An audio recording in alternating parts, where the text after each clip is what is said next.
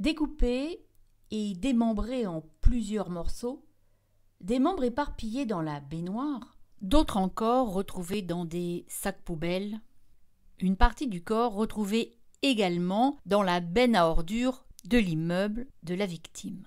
C'est ainsi que Laurent a été découvert par la police à cause d'une odeur nauséabonde émanant de son appartement. C'est un meurtre d'une brutalité inouïe, et ce pour un motif minable. Voici l'histoire de Laurent battu. Mais avant de vous raconter avec plus de précision ce meurtre épouvantable, laissez-moi un petit peu vous parler de Laurent. Qui est Laurent ?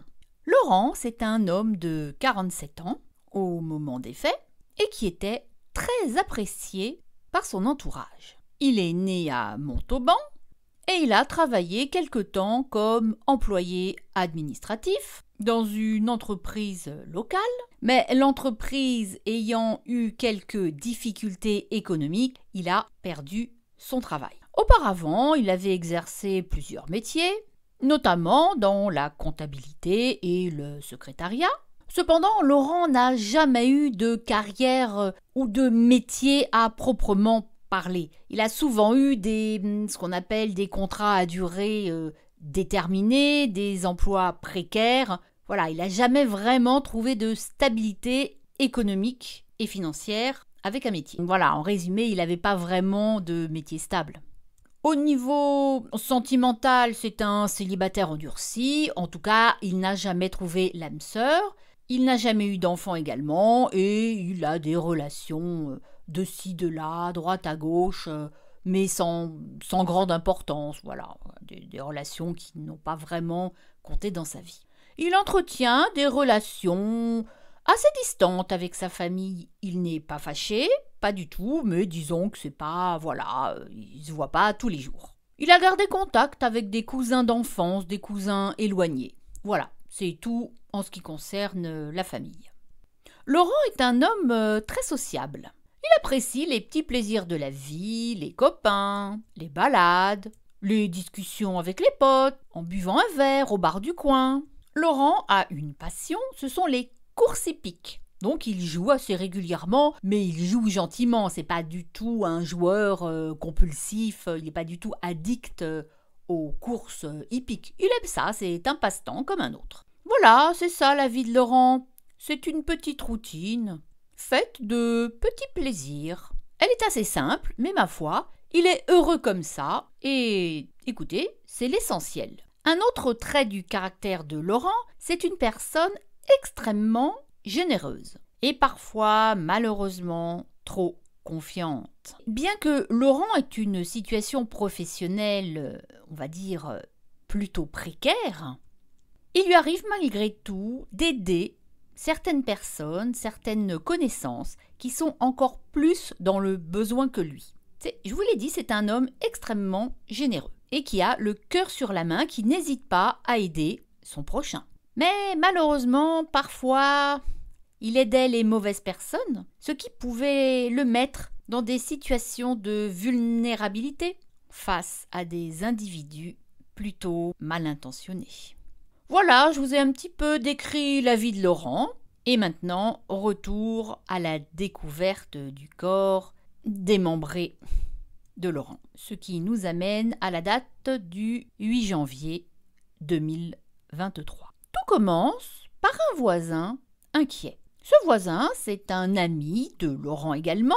Et Laurent, qui est un homme plutôt actif et social, qu'on voit un petit peu partout, eh bien, il n'a pas donné signe de vie depuis plusieurs jours. Et ce voisin commence à s'inquiéter, d'autant plus qu'il y a une odeur pestilentielle qui s'échappe de l'appartement de Laurent.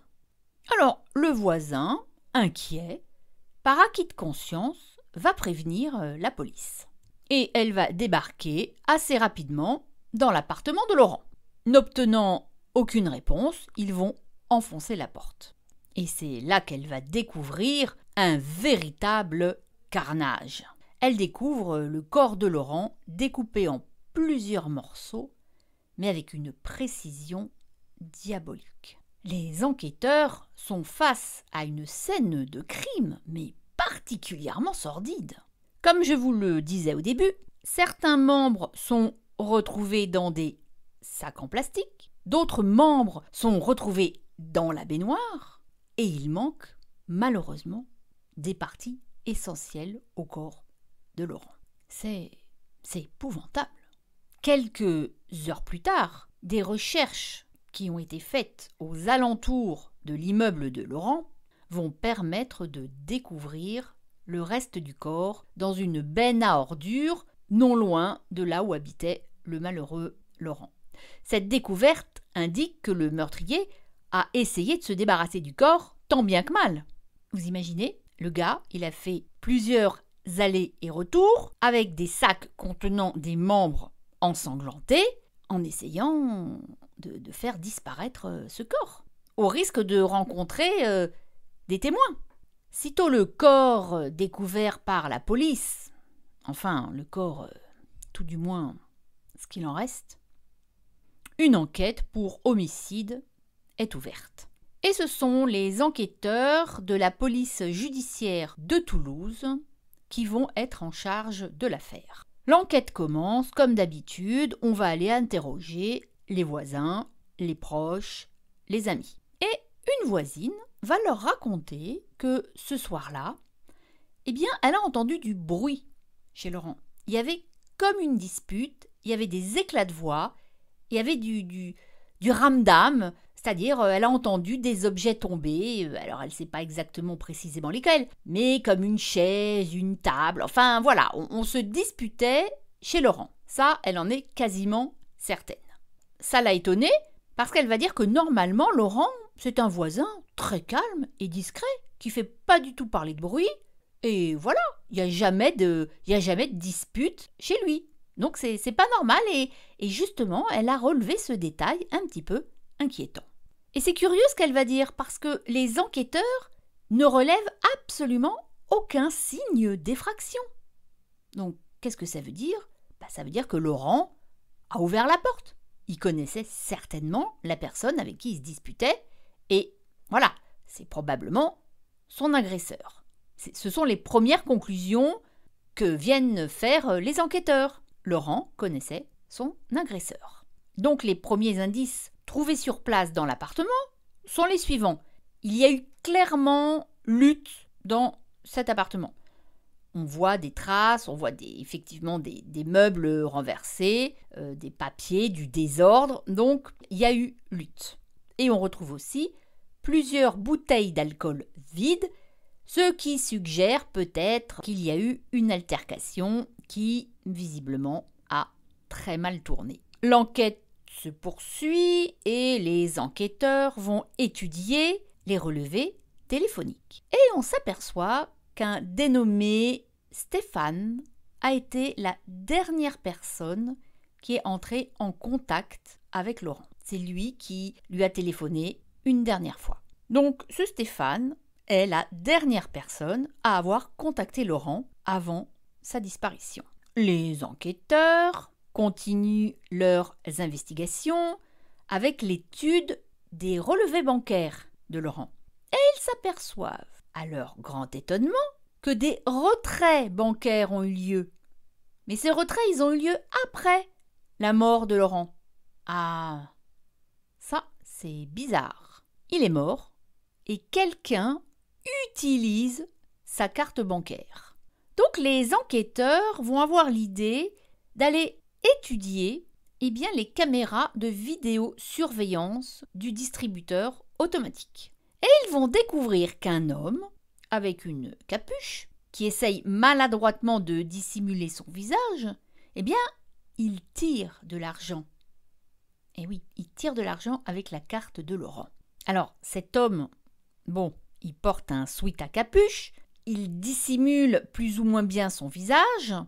Comme le dit le vieil adage, connu par certains, dernier témoin, premier suspect, le dénommé Stéphane, qui est le dernier à avoir téléphoné à Laurent, il tombe dans le collimateur de la police. Et on va donc enquêter discrètement sur lui. Qui est Stéphane? C'est un homme âgé de 45 ans au moment des faits. C'est un ancien collègue de Laurent. En effet, ils ont travaillé quelque temps dans la même société. Ils étaient tous les deux employés dans cette entreprise. Et ma foi, bien que Stéphane ait eu un tempérament bien plus impulsif et instable que Laurent, ils avaient malgré tout noué une belle amitié, basée sur des intérêts communs, et notamment ils avaient en commun un goût prononcé pour les soirées bien arrosées. Toutefois, Stéphane avait une vie bien plus chaotique que son ami Laurent. Il était en difficulté financière, car il avait perdu son emploi suite à des problèmes de comportement. Il était donc au chômage et n'avait pas de revenus, ou très peu de revenus, si ce n'est le chômage. Il était donc en situation financière très instable et il était toujours en train de quémander de l'argent à Laurent. Voilà, il lui empruntait. Emprunter est un bien grand mot parce qu'il ne lui rendait jamais l'argent. Les enquêteurs s'aperçoivent qu'il était toujours en train de solliciter Laurent afin que ce dernier l'aide. Et comme je vous l'ai dit au début de l'audio, Laurent était un homme très généreux qui aidait toujours celui qui était dans le besoin. Les enquêteurs découvrent également qu'il est criblé de dettes de jeu et il est terriblement endetté. Son instabilité financière et émotionnelle, parce qu'il est également célibataire, il n'a pas de femme, il n'a pas d'enfant, eh bien, cette situation fait que Stéphane est une personne solitaire. Il a très peu d'amis, il est un peu reclus, et son seul ami, on va dire, eh bien, c'est Laurent. Laurent faisait partie de ces rares personnes à encore lui tendre la main. Parce que vous savez, quand sans arrêt on emprunte de l'argent aux gens, eh bien ces derniers, au bout d'un moment, ils en ont marre et ils veulent plus vous voir. On les comprend. Jusqu'à présent, Laurent continuait à aider son ami. Je mets ami entre guillemets, car cette amitié s'était transformée en rapport de dépendance toxique, ponctué de disputes et de tensions.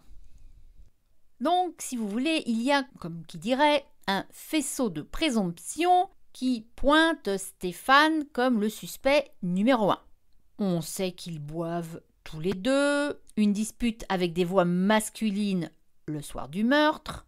En y regardant de plus près, on constate que l'homme sur les vidéosurveillances, eh bien, il a la même carrure que Stéphane. Donc les enquêteurs vont très rapidement perquisitionner au domicile de Stéphane. Et ce qu'ils vont y découvrir est absolument épouvantable et ne laissera place à aucun doute quant à la culpabilité de Stéphane. Ils vont tout d'abord découvrir des vêtements tachés de sang, ainsi qu'un couteau de cuisine et, pire encore, ils vont mettre la main sur une scie électrique sur laquelle il y a encore des traces de sang et de chair humaine. Oui, vous avez bien entendu, sur cette scie, il y a encore des traces de tissu humain. Il n'a même pas nettoyé l'arme du crime. Bon, ils continuent leur enquête, mais la messe est dite.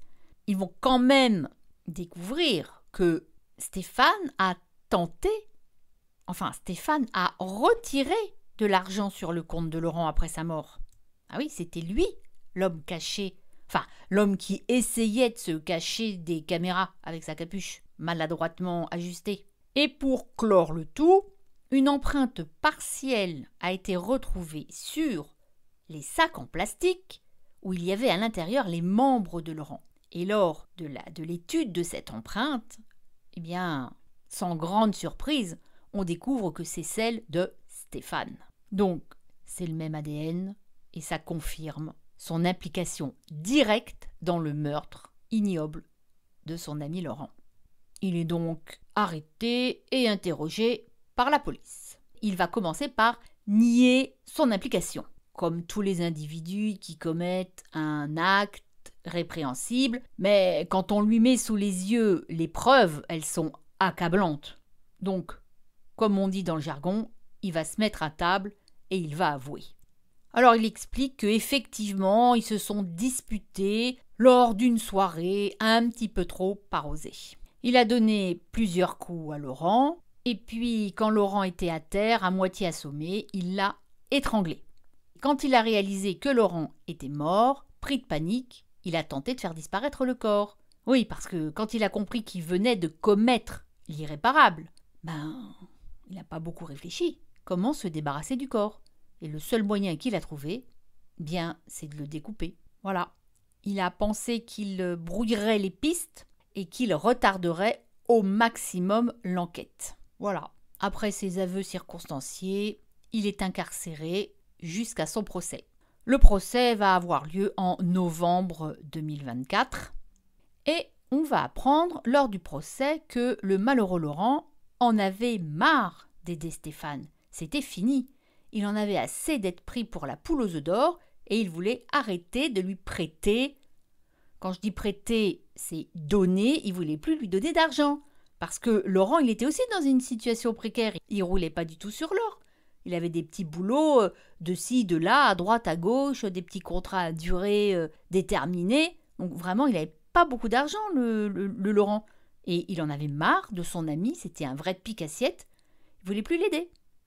Et l'autre, furieux, s'est emporté et a préféré tuer Laurent.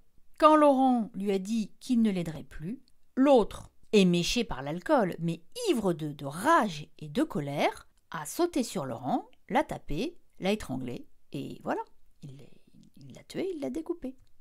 Voilà. Le procès de Stéphane va s'achever en novembre 2024. Il est condamné, sans grande surprise, à la réclusion criminelle à perpétuité, et ce, assorti d'une peine de sûreté de 22 ans. Eh oui, 22 ans. Bref, il est condamné au maximum, qu'on puisse faire en France en tout cas. La famille de Laurent, elle est effondrée, bien sûr, mais elle va quand même exprimer son soulagement face à cette peine, parce que cette peine, c'est vrai qu'elle est énorme. En justice, rien n'est sûr, il aurait pu être condamné à moins, bien que la douleur de la perte de leurs proches reste irréparable. Ce crime hante encore beaucoup la région de Montauban. C'est un crime qui est demeuré l'un des plus choquants de cette ville au cours de ces dernières années. Parce que cette violence, cette extrême violence, la tentative maladroite de dissimulation du corps, et puis aussi et surtout la trahison d'un proche, parce que Laurent, c'était un gars bien, c'était un gars gentil. Ce qui a énormément choqué aussi, outre le crime abject, c'est la trahison d'un proche, d'un ami. Et ça a vraiment marqué l'opinion publique. Énormément choqué l'opinion publique même. J'espère que l'histoire de ce meurtre assez sordide vous aura intéressé. Et je vous dis à très bientôt pour l'histoire d'un nouveau crime sur ma chaîne 1001 crimes. Merci.